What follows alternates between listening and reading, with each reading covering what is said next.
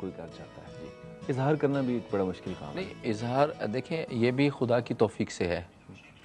अगर आपके यहाँ तौफीक नहीं है तो आप इजहार भी नहीं कर सकते, ठीक है ना। यानी जिस तरह एक मैं आपको एक कॉल सुनाता हूँ, राबिया बसरी फरमाती हैं एक जगह कि जो कोई भी दिल लगाता है वो फरमाबरदार हो जाता है। वाह। तो असल में हमारा मसला ये है, हमारा ज़ाती मसला ये है कि हम पहली बात तो ये कि दिल लगा नहीं सकते। हमारी यानी एक मोहब्बत एक ऐसा अमल है जिसका मेरा ख्याल कोई रद्द अमल है ही नहीं है। ठीक, इसका कोई रद्द अमल नहीं है, बिल्कुल ठीक। यानी मैं आपको एक छोटी सी एक बात बताता हूँ कि मैं अशफाक अहमद साहब के साथ बैठा हुआ था एक दिन, तो एक शख्स उनके पास आया और कहता कि अशफाक साहब मैं बड़ी दरगाहों पे क्या हूँ, बड़े पीरों फ़कीरों से मिला हूँ, मोहब्बत नहीं मिली। वाह। अशफाक साहब ने ना ड्राइंग रूम में बैठे हुए थे हम लोग, तो कहते यार इधर देखो सर, ड्राइंग रूम में तुम्हें कोई चीज़ अच्छी लगती है तो ले जाओ, उठा के ले जाओ। अगर तुम्हें पैसे चाहिए तो वो भी मेरे पास थोड़े बहुत हैं। अगर तुम्हें शोहरत चाहिए तो यार मैं एक जाविया प्रोग्राम करता हूँ, उसमें तुम्हारा नाम ले लिया करूँगा। और अगर तुम्हें वलायत चाहिए तो वो भी हम बाबा से कह के, हमारे एक बाबा है उनसे कह के कोई कर देंगे। यार मोहब्बत ना मांगो, इसकी ख्वाहिश ना करो। मैं बड़ा हैरान हुआ, बहुत गुजर गई, 12-13 साल गुजर गए, खलील जिब्रान पढ़ने का मौका मिला। उसकी एक लाइन पढ़ी मैंने, खलील जिब्रान कहता है कि मोहब्बत की कोई ख्वाहिश नहीं होती। वाह, क्या बात है। तो लिहाजा ये एक ऐसा अमल है जिसका कोई रद्द अमल है ही नहीं। हर अमल का एक रद्द अमल है, फिज़िक्स भी कहती है, हर मुख्तलिफ थेरीज़ यही कहती हैं। लेकिन ये एक ऐसा अमल है जिसका कोई रद्द अमल नहीं है। और जिनको अपने मोहब्बत का इजहार मिल जाता है, यानी कोई ना कोई रास्ता मिल जाता है, वो लोग जो हैं वो किसी न किसी तरह से ज़िंदा रह जाते हैं। ज़िंदा रह जाते हैं, बिल्कुल। ये वही कि वो एक साहब किसी खातून के साथ के इश्क में मुब्तला हो गया, तो खौफ ज़्यादा था कि उनका ख़त लिखा, टेलीफोन का दौर नहीं था, तो उनका ख़त लिखा तो मुमकिन है नाराज़ हो जाए। कुछ दोस्तों से मिल के, जो शायर अदीब थे यूनिवर्सिटी का, ये एक सच्चा वाक़या है जो मैं सुना रहा हूँ आपको। तो उसने ख़त लिखा बहुत सारे दोस्तों ने मिल के उस लड़की को, तो वो सारा लिखा फ़लाँ फ़लाँ फ़लाँ, आखिर में लिखा आपकी मोहब्बत का शजर फ़लाँ। ख़त लड़की तक पहुँचा तो लड़की ने ख़त ले लिया और अगले दिन जनाब वो डरते डरते कैफेटेरिया तक आया। तो लड़की ने उससे इशारा किया कि बात सुनो, इधर आओ। अब वो कहता है कि यार अब जी मेरी बेइज्जती करेगी या कुछ कहेगी, जो कुछ भी कर सकती है। तो खैर अब जाना तो था, वो गया तो कहती है देख तुम्हारा ख़त पढ़ा, बहुत अच्छा लगा, बड़ा खूबसूरत ख़त था, एक वजाहत करनी है। ये जो मोहब्बत होती है शजर नहीं होती है, छाँव होती है। बड़ी बात। तो ये जो छाँव है इसमें दोबारा नहीं बैठता है ना, शजर तो खैर वो एक ही जिसके घर में उसी का है ना। बिल्कुल बिल्कुल सही। अच्छा मिशन, आप ड्रामा करते हुए अपने आप को महसूस करते हैं कि जी ये बस मैं यहाँ पे फिट हूँ? फिल्म भी आपने की, एक इंटरनेशनल फिल्म जो अमाद साहब ने लिखी है, उसमें भी आपने काम किया, रिलीज़ शायद होने वाली है या? हाँ जी, पाकिस्तान में अभी होने वाली है, वैसे पाकिस्तान में वो होने सारी वाली। वो माशाल्लाह बड़ा तो अच्छा। क्या महसूस करते हैं एज ए मॉडल अपने आप को? आप समझते हैं कि मॉडल अच्छा, वो मैं ईजी महसूस करते हैं कि ये काम बड़ा अच्छा है, ठीक है यार बस गए और करके आ गए, और इधर तो बड़ी ख्वारी है यार पाकिस्तान में? वैसे वो बाद में सवाल, अगला सवाल करेंगे आपसे कि ये है क्या, मॉडलिंग है क्या अपने तौर पे? कहाँ अपने आप को बहुत आसान महसूस करते हैं, इजी महसूस करते हैं कि यार ये होता तो बस, ये होता तो बस? तो इसलिए भाई सबसे बड़ी बात ये होती है जब आप अपने काम से कितने सिंसियर हैं। ठीक। जब आप सिंसियर होते हैं ना तो कोई बड़े से बड़ा काम, मुश्किल से मुश्किल काम आपको वो ईजी लगते हैं, ठीक। लेकिन आप उसको प्रोफेशनली जब करेंगे।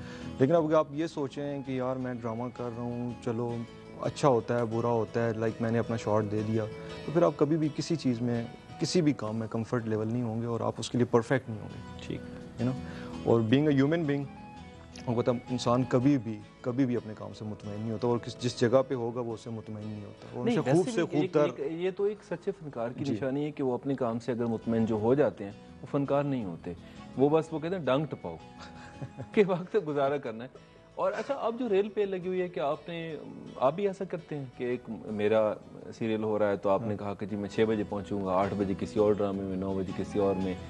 शायद यही वजह है कि हमारे ड्रामों का या फिल्म का जो मेयार है वो बहुत ज़्यादा नीचे आ गया।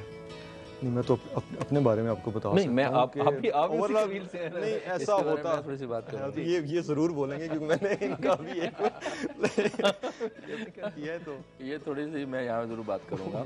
असल में मामला सिर्फ ये है, मैं तमाम अपने बुज़ुर्ग जितने भी राइटर डायरेक्टर या मौजूद हैं जो मशहूर हैं, मैं उन सब से माफ़ी से ये बात करूँगा।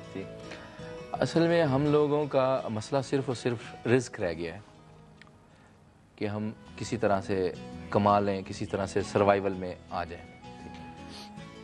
असल में पहले वक्तों में जब पहले हम फिल्म करते थे या ड्रामा होता था, फातिमा सुरैया बजिया थी और बहुत सारे लिखने वाले, बानो आपा थी, इशफाक अहमद, मुमताज़ मुफ्ती साहब, इंतज़ार हुसैन साहब।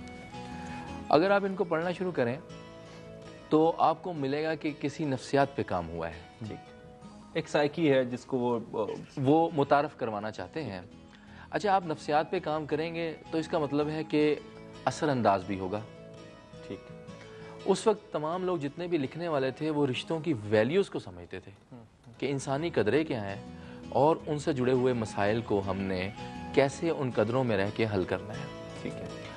आजकल जिस दौड़ में या जिसकी आपने बात की है, जो हमारे मुख्तलिफ चैनल्स पे नज़र आ रहा है, यानी कि इसकी वजह है कि मैं यहाँ बैठा हूँ अभी तक, तो उसकी वजह भी यही है कि ये इनसे कभी भी समझौते नहीं किए। ठीक, कि आप नफ्सियात पे क्यों काम, आप रिश्तों में बिगाड़ लाकर क्यों खुश हो रहे हैं। ठीक, आप मुख्तलिफ रवैयों को, रिश्तों को ख़राब करके औरत को इस सतह पे आप बिगाड़ रहे हो कि औरत ख़ुद परेशान हो रही है कि यार ऐसी तो हुई नहीं मैं। ठीक, तो हमारे यहाँ पहली बात तो जो कमी हुई वो लिखने वाले की कमी हुई। ठीक, दूसरी जो कमी हुई कि जो हमारे कैमरामैन थे वो अचानक डायरेक्टर हो गए।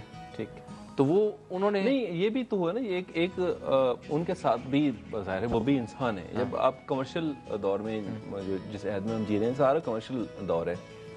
अब कोई बंदा कल्चर पे तो काम ही नहीं करना चाहता। अब हर आदमी की वही जीन कल्चर मुतारफ़ करवाना चाहता है, या जो आप भी इसमें करें काम। मैं आपको एक बात बताता हूँ। मैंने सूरह बकरा पे काम किया है, ठीक है, 11 मिनट की शॉर्ट फिल्म की है मैंने।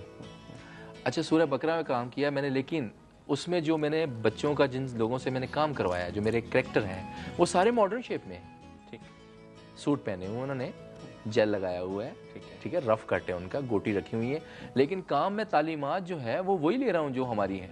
बिल्कुल ठीक है। लिबास आप पे असरअंदाज इतना नहीं होता बिल्कुल ठीक है, जितने लेकिन जितना आपका जो थाट है, जो सोच है, जब तक ये यहाँ से कोई बदला हुआ काम होगा तो फिर ही हो सकेगा। सब कुछ मुमकिन। इसीलिए कहते हैं ना कि गाने वाला जो है वो कायनात की नब्ज़ पे उंगलियां रख के जो है वो गा रहा होता है, तो लोग उसके इर्द गिर्द भंगड़ा डाल लेते हैं। अदरवाइज वो बिल्कुल ऐसा ही है कि अब मैं गाना शुरू कर दूं तो लोग कहाँ इकट्ठे होंगे।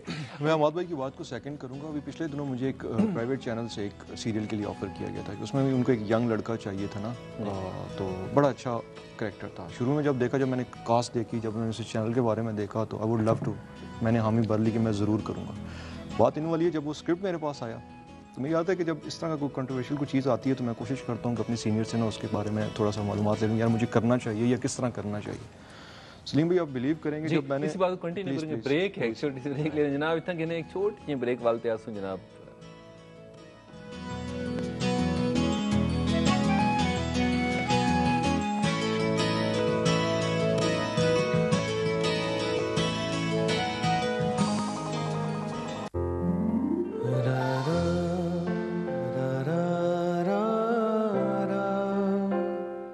वतन कार्ड का दूजा मरहला शुरू थी गए। सैलाब तो मुतासिर थीवन वाले ਉਹ ਸਾਰੇ ਮੁਤਾਸਿਰੀਨ ਜਿਨ੍ਹਾਂ ਦਾ ਤਾਲੁਕ ਮੀਆਂ ਵਾਲੀ ਨਾਲ ਹੈ ਅਤੇ ਜਿਨ੍ਹਾਂ ਦਾ ਨਾਮ ਸੂਬਾਈ ਸਰਵੇ ਦੀ ਫਹਿਰਿਸਤ ਵਿੱਚ ਮੌਜੂਦ ਹੈ, ਉਹ ਆਪਣੇ ਸ਼ਨਾਖਤੀ ਕਾਰਡ ਅਤੇ ਪਹਿਲੇ ਮਰਹਲੇ ਦੇ ਮੁਤਾਸਿਰੀਨ ਦੀ ਸੂਰਤ ਵਿੱਚ ਵਤਨ ਕਾਰਡ ਦੇ ਨਾਲ ਵਤਨ ਕਾਰਡ ਸੈਂਟਰ ਬਣ ਸਕਦੇ ਹਨ। ਮੀਆਂ ਵਾਲੀ ਵਿੱਚ ਵਤਨ ਕਾਰਡ ਸੈਂਟਰ ਦਾ ਪਤਾ ਇਹ ਹੈ, government degree college for boys, Rawalpindi road, ਮੀਆਂ ਵਾਲੀ।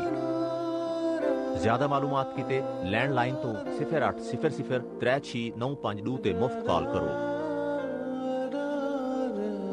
ਇਹ ਪੈਗਾਮ ਤੁਹਾਡੀ ਖਿਦਮਤ ਵਿੱਚ ਕੈਬਨਿਟ ਡਿਵੀਜ਼ਨ ਹੁਕੂਮਤ ਪਾਕਿਸਤਾਨ, PDMA ਪੰਜਾਬ ਅਤੇ ਨਾਦਰਾ ਦੀ ਤਰਫੋਂ ਪੇਸ਼ ਕੀਤਾ ਗਿਆ।